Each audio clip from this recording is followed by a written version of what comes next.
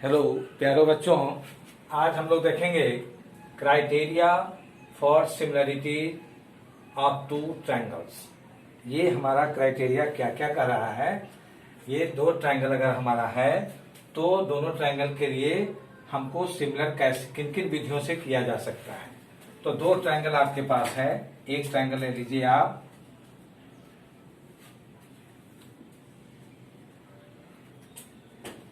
ए B सी और दूसरा triangle आप ले लीजिए ये, थोड़ा सा बड़ा ले लीजिए, कोई दिक्कत नहीं है। ये ले लीजिए, इसको ले लीजिए डी ई एफ। ये दो ट्रायंगल हैं। ये दोनों ट्रायंगल साइज में तो बड़ा छोटा है, पर ये दोनों सिमिलर अगर है तो कैसे है, कौन कौन सा इसमें क्राइटेरिया हमको फुलफिल करना चाहिए। तो इसके लिए तीन क्राइटेरिया आपके पास है। पहला है ए, और सिंपली ए भी लिख सकते हैं, और सिंपली ए भी लिख सकते हैं। ए ये भी एक उसी का पार्ट है, इसी का पार्ट है। या तो ट्रिपल ए होना चाहिए या डबल ए होना चाहिए, दोनों। तो एंगल एंगल एंगल, अगर ये ट्रायंगल, दोनों ट्रायंगल आपका ए बी सी और डी ई एफ अगर सिमिलर है तो इसके लिए ये जरूरी होगा कि एंगल ए, ये एंगल, ये कोरस्पॉन्डिंग एंगल डी के बराबर होना चाहिए। यानी केस फर्स्ट में, case first for A for A, इसके लिए आपको चाहिए angle A equal to angle D. ये कोरस्पॉन्डिंग एंगल, ये कोरस्पॉन्डिंग एंगल इसका बराबर होना चाहिए। ये तो एंगल बी है, वो एंगल ई के बराबर होना चाहिए। ये कोरस्पॉन्डिंग एंगल होना चाहिए। और एंगल सी, ये जो देख रहे हैं आप, एंगल सी, ये एंगल एफ के बराबर होना चाहिए। ये तो उस कंडीशन में आपका angle C equal to angle F. अगर ऐसा है, साइड कुछ भी हो जाए, तो यह दोनों ट्रायंगल आपका सिमिलर होगा। मान लीजिए कि अगर ये 70 डिग्री है तो ये भी 70 डिग्री होना चाहिए। ये अगर 50 डिग्री है तो ये भी 50 डिग्री होना चाहिए, कॉरस्पॉन्डिंग एंगल। और ये अगर 60 डिग्री है तो ये भी 60 डिग्री होना चाहिए। अगर ऐसा है तो दोनों ट्रायंगल हमारा सिमिलर होगा। किस बेसिस पर? By a similarity, by a similarity लिखेंगे। Therefore triangle A B C is similar to triangle D E F by a similarity. आप डायरेक्ट इसको लिखिए, बाय ए सिमिलरिटी। इसका मतलब क्या होगा कि जो भी ट्रायंगल आपके पास है, कि if in two triangle corresponding angles are equal, तो corresponding angle A equal to angle B, that should be 70 degree होना चाहिए। Angle B equal to angle E, that should be 50 degree. And angle C equal to angle F, that should be 60 degree. तो यह दोनों triangle आपका corresponding angle अगर बराबर हो गया, इसका मतलब दोनों ट्रायंगल आपका सिमिलर हो गया। अगर ये सिमिलर हो गया तो एक कंडीशन इसको आपको भी मालूम है कि अगर ये सिमिलर हो गया तो साइड इसका प्रोपोर्शनल होगा।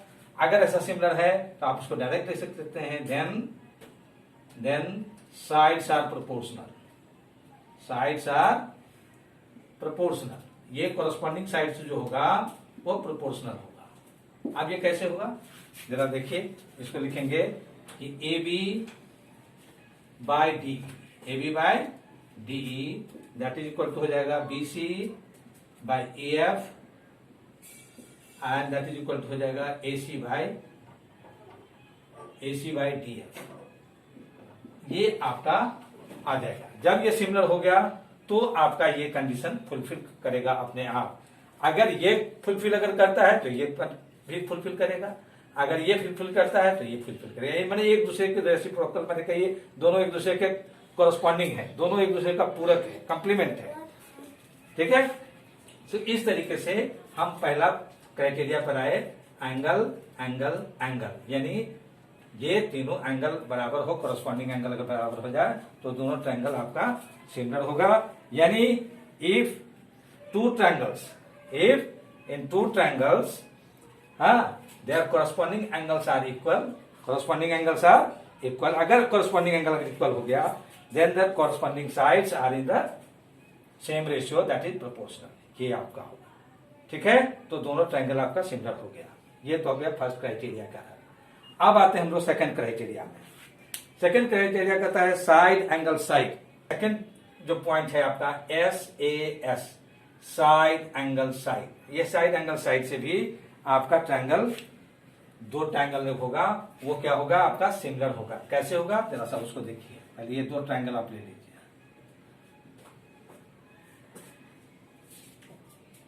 ये ले लीजिए ABC, और यहां भी ले लीजिए, आप थोड़ा सा बड़ा ले लीजिए DEF।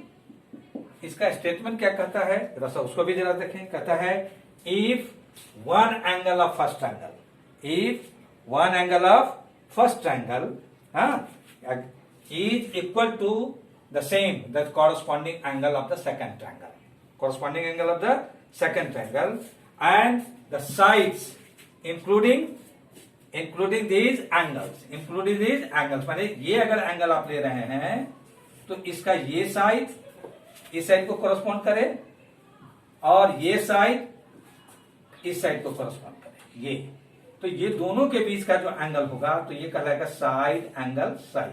अगर ऐसा होता है तो आपका यह ट्रायंगल कहलाएगा सिमिलर। यानी इसमें क्या हो गया आपका, पहला इसमें कि फॉर SAS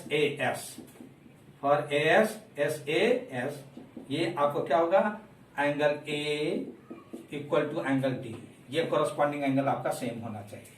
अब इसका साइड जो प्रोपोर्शन है, ये कोरस्पॉन्डिंग साइड इस कोरस्पॉन्डिंग साइड के, माने ये जो साइड है इस कोरस्पॉन्डिंग साइड के बराबर ये रेशियो होना चाहिए। यानी AB बाय DE एक साइड हो गया, और दूसरा हो गया आपका AC बाय DF, ये एक हो गया, और दूसरा हो गया आपका AC बाय DF। यानी कहने का मतलब क्या कि दोनों साइड के प्रोपोर्शनलिटी के आधार पर ये जो एंगल है वो इंक्लूड होना चाहिए, ये इंक्लूडेड एंगल। ये अगर एंगल नहीं होगा तो ये SAS को फॉर्मेट को फुलफिल नहीं करेगा। इसलिए ध्यान में रखिएगा कि एक साइड, ये साइड और ये साइड अगर आप ले रहे हैं तो इसका एंगल जो है बीच का एंगल वो भी इक्वल होना चाहिए। अगर ये मान लीजिए कि 50 डिग्री है तो ये भी 50 डिग्री होगा, तो ये 50 डिग्री आप ऐसे डायरेक्ट लिख सकते हैं। तो ये एंगल दोनों बराबर हो गया, यानी कॉरस्पॉन्डिंग एंगल बराबर है, और इसका जो कॉरस्पॉन्डिंग साइड का जो रेशियो है वो दोनों बराबर होना चाहिए। वो दोनों क्या होना चाहिए, बराबर होना चाहिए। अगर ये बराबर हो गया रेशियो, यानी इतना बराबर इतना, ये रेशियो अगर बराबर हो गया तो दोनों, ये जो ट्रायंगल है आपका ट्रायंगल ABC और ट्रायंगल DEF वो आपका सिमिलर हो जाएगा। कैसे जरा से देखिए, तब लिखेंगे triangle ABC is similar to triangle DEF by SAS, by SAS similarity, by SAS similarity, ये ध्यान में रखिएगा। अब जरा से इसको देखिए, अब ये दो ट्रायंगल हैं, तो दो ट्रायंगल में अगर आप AB साइड लिए, देखिए AB का कोरस्पॉन्ड क्या कर रहा है, DE, ध्यान दे रहे हैं। फिर देखिए AC अगर ले रहे हैं, AC का कोरस्पॉन्ड कर रहा है DF, देख रहे कि नहीं। तो आपका AB बाई डी हो गया और AC बाई DF भी हो गया, और ये एंगल A फर्स्ट लेटर है, एंगल D फर्स्ट लेटर हो गया। देखिए तो एंगल A और एंगल D को भी वो कोरस्पॉन्ड कर रहा है। तो ये बेसिक चीज है, इस चीज को जरूर ध्यान में रखिएगा। अगर थोड़ा सा भी इसमें मिस्टेक होगा तो आपका सिमिलरिटी गड़बड़ा जाएगा। तो triangle ABC similar to triangle DEF by SAS, इसका मतलब क्या हो गया कि if one angle of a triangle is equal to one angle of the other, and their sides including their these angles है ना, including these angles are proportional. ये proportional होना चाहिए साइड का, ये प्रोपोर्शनल होगा, यानी यह और यह साइड का और यह साइड का जो प्रोपोर्शन होगा वो भी बराबर होना चाहिए। तो एस ए एस को वो फुलफिल करेगा। एस एस यानी साइड साइड साइड। ये साइड साइड साइड क्या कहता है, यानी कहता है इफ इन टू ट्रायंगल्स, ध्यान रखिएगा, एक दो ट्रायंगल आप ले लीजिए, एक ट्रायंगल आप यहां ले लीजिए, ये ले लीजिए ए बी सी, और दूसरा ट्रायंगल आप यहां ले लीजिए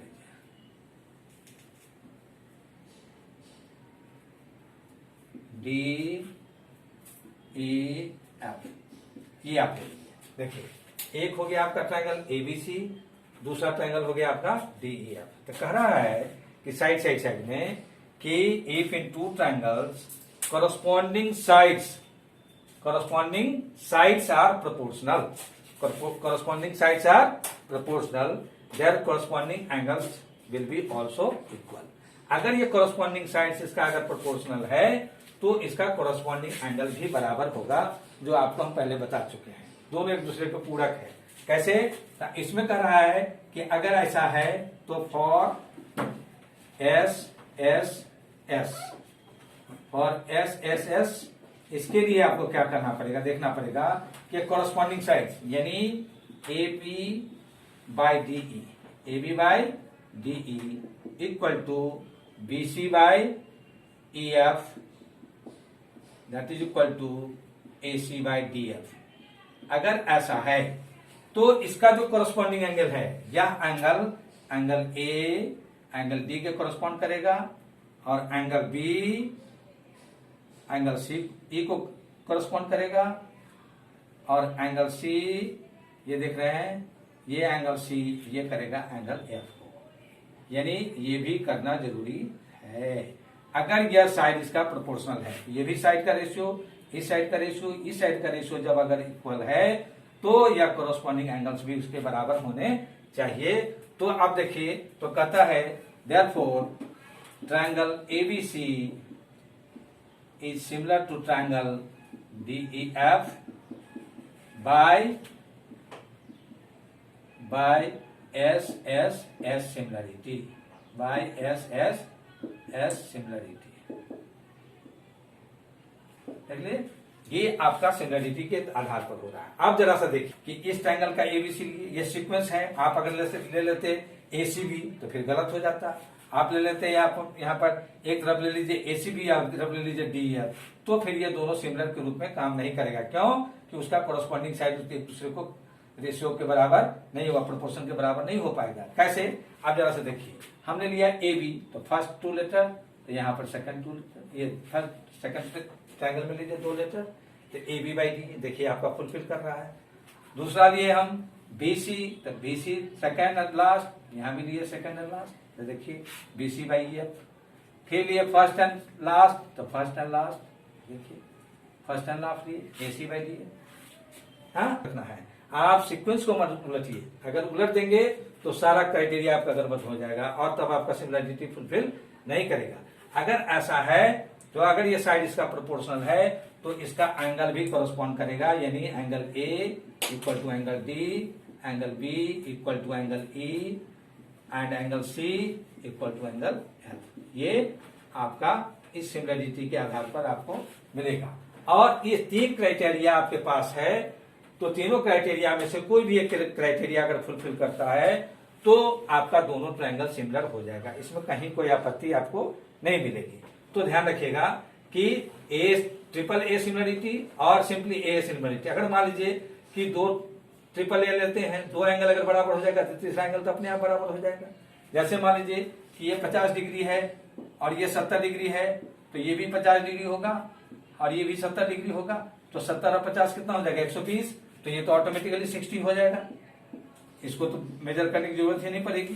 जब ये एंगल 50 हमको मालूम है, ये एंगल 70 मालूम है, तो ये एंगल थर्ड एंगल तो थर्ड एंगल के बराबर हो ही जाएगा। तो इसीलिए आप ट्रिपल ए सिमिलरिटी भी लिखिए या डबल ए सिमिलरिटी भी लिखिए, दोनों आपका इक्वल।